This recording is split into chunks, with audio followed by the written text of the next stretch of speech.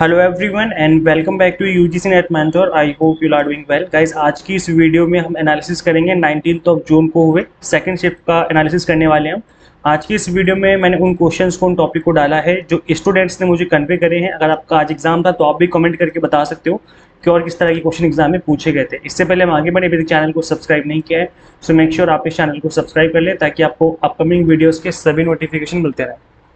Guys, एक number series से question given था, एग्जैक्ट डिजिट याद नहीं है, आई डोंट नो ये सेम क्वेश्चन था या कुछ अलग क्वेश्चन था। अगर ये सेम क्वेश्चन था तो कुछ इस तरीके से हो सकता है, शायद इसमें कोई डिजिट मिसिंग है या फिर कोई डिजिट गलत लिखा हुआ है। आप लोग मुझे कमेंट करके बताना गाइस कि क्या ये क्वेश्चन सही है। आप लोग मुझे कमेंट करके बता सकते हैं जिनका आज एग्जाम था, बिकॉज मुझे उसमें कुछ गड़बड़ लग रही है। वैसे भी ऑनलाइन एग्जाम है तो मेमोरी बेस्ड क्वेश्चन है ये, शायद स्टूडेंट्स को याद ना हो कि एग्जैक्ट क्वेश्चन क्या था। चलिए आगे बढ़ते हैं। There was one math which you taught us in app class. अच्छा ओके, जो हमारे कोर्स में एक सेम क्वेश्चन आ गया था, शुगर से रिलेटेड क्वेश्चन था जिसमें प्राइस पूछा गया था। शुगर जो है बढ़ने घटने पर ऐसे पूछता है, एग्जैक्ट क्वेश्चन याद नहीं स्टूडेंट को तो यहाँ पे डाला नहीं हमने। Alphabet series was like male is equal to 31 and उसका जस्ट टोटल वैल्यू बताने थे कि टोटल वैल्यू कितनी होगी। तो इस तरीके से शायद यहाँ पर कोडिंग डिकोडिंग का क्वेश्चन होगा, एग्जैक्ट क्वेश्चन याद नहीं है। डीआई बता रहे हैं स्टूडेंट्स, काफी डिफिकल्ट था, काफी कैलकुलेटिव था। There was percentage and ratio and also there was some of the places blank, it was really time consuming. तो स्टूडेंट्स बता रहे थे काफी टाइम कंज्यूम हुआ इसमें। इस वजह से अगर आपको टफ लगता है तो आप डीआई को लास्ट के लिए छोड़ सकते हो। एचडीडी और एसएसडी के बीच में डिफरेंस पूछा हुआ था कि कौन फास्टर होता है। ऑब्वियस सी बात है एसएसडी फास्टर होता है, सभी को पता होगा है ना। SSDs are smaller and faster than hard disk drive. इससे पहले गाइस क्वेश्चन बना था एग्जाम में, आई थिंक एक साल पहले की बात है, कि जो अब एट प्रेजेंट लैपटॉप बनाए जा रहे हैं उनका जो वेट है, जो उनका वजन है, वो पहले के लैपटॉप के कंपैरिजन में कम क्यों है। ये क्वेश्चन पूछा हुआ था कि वेट कम क्यों हो रहा है आजकल के लैपटॉप में। तो उसका यही सिंपल सा रीजन था कि जो हार्ड डिस्क लगाई जा रही है आज के टाइम पर वो एचडीडी ना लगा करके एसएसडी लगाई जा रही है आजकल के लैपटॉप में। तो एसएसडी में क्या होता है कि फास्टर चलती है, स्पीड से काम करती है, प्लस स्मॉलर होती है, छोटी सी होती है, कम स्पेस लेती है, प्लस इसका जो वेट है वो भी काफी कम होता है क्योंकि छोटी है तो वेट भी कम लेगी। तो ये जो है इसके एडवांटेज रहते हैं और थोड़ा काफी ड्यूरेबल भी होती है। एसएसडी जो होती है काफी ड्यूरेबल होती है, काफी मजबूत होती है। एसएसडी आर नॉइसलेस, आवाज भी नहीं करती है, and allow pieces to thinner and more light weight, है ना। तो एसएसडी की वजह से लाइट वेट भी हो जाता है इसका, और पीसी को और जो आपका लैपटॉप उसको पतला बनाया जा सकता है, थिन कर सकते हैं। Hard disk drives are more common in older device. तो जो पुराने डिवाइसेस हुआ करते थे उसमें जो एचडीडी है वो लगाई जाती थी, आज के टाइम पर एसएसडी लगाई गई है।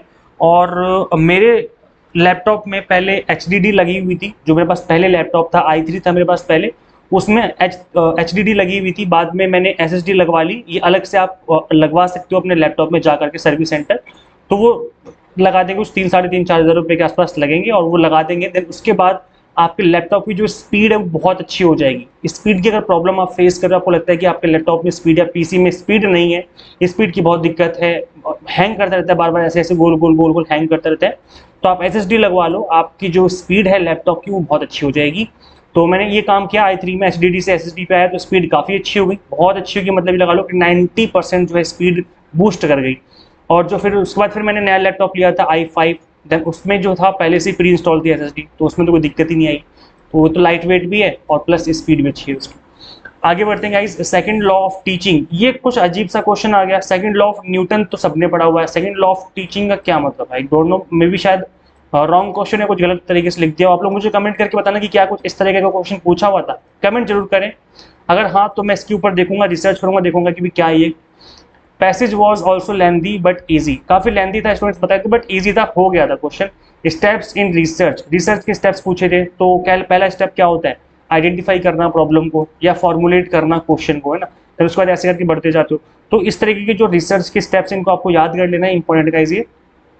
Decision making in group communication, इससे रिलेटेड क्वेश्चन था। गूगल मीट के ऊपर गाइस क्वेश्चन पूछा हुआ था। गूगल मीट जो है आप सभी को पता है कि गूगल का एक प्रोडक्ट है जिससे आप वीडियो कॉन्फ्रेंसिंग कर सकते हो, वीडियो कॉल कर सकते हो, वीडियो कॉन्फ्रेंस कर सकते हो, बहुत सारे लोगों को ऐड करके आप वहाँ पर एक मीटिंग, ऑनलाइन मीटिंग कर सकते हो, बहुत कुछ हो सकता है। इस पर इनफैक्ट टीचिंग भी करते हैं हम लोग, तो गूगल मीट पे कई बार यूज करते हैं इसको।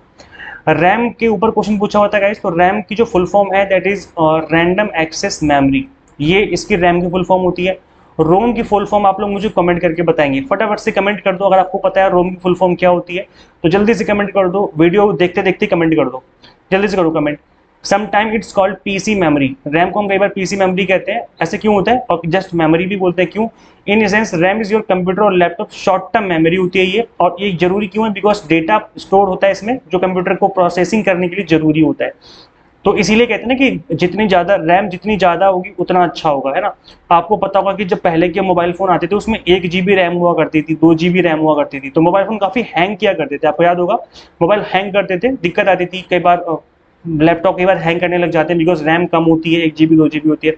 रैम बढ़ा लो, 4 GB कर लो, 8 GB कर लो, तो काफी अच्छे से प्रोसेसिंग करते हैं, क्योंकि अब स्पेस बढ़ गया है, तो अब जो है प्रोसेसिंग करने में इसको टाइम नहीं लगेगा। आई मीन ज्यादा मेमोरी होगी तो ज्यादा चीजों को जो है एक साथ प्रोसेस किया जा सकेगा।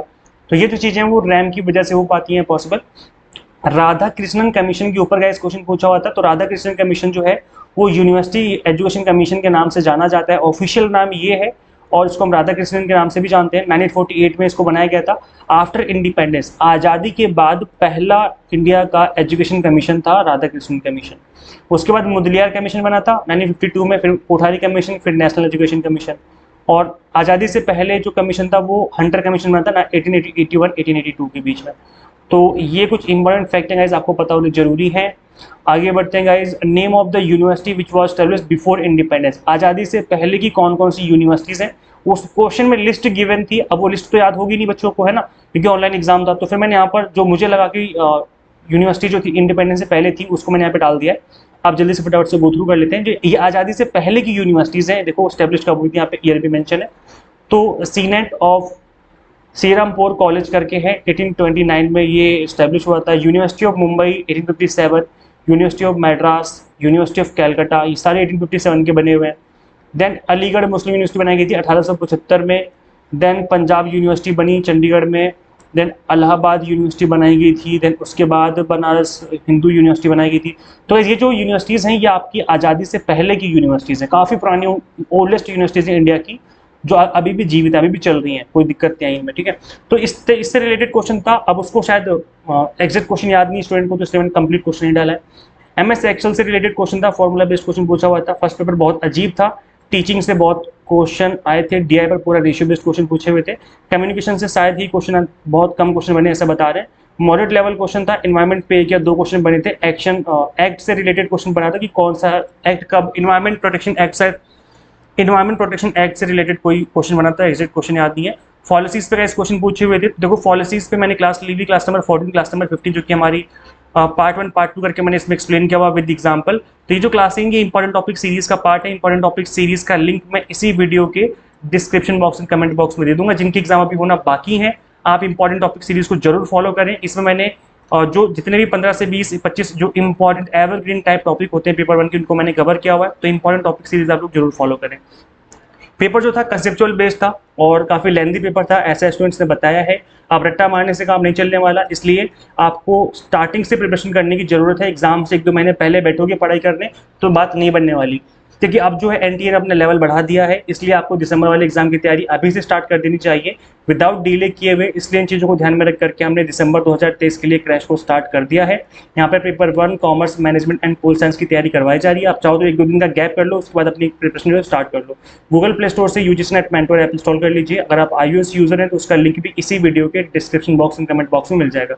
यहाँ पे आपको क्या कुछ मिलेगा, completely exam targeted theory lectures मिलेंगे according to UGC NET syllabus, plus 100 mock test मिलेंगे प्रैक्टिस करने के लिए, प्लस PDF नोट्स होंगे जिनको डाउनलोड करके आप मल्टीपल टाइम रिवीजन कर सकते हो। तो सिंगल प्लेस पे आपको सारी चीजें मिल जाएंगी।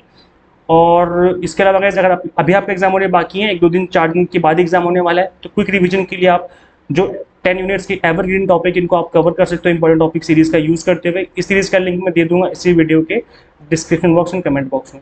सो guys, thank you so much for watching this video. Share this video with all NET aspirants. Thank you so much.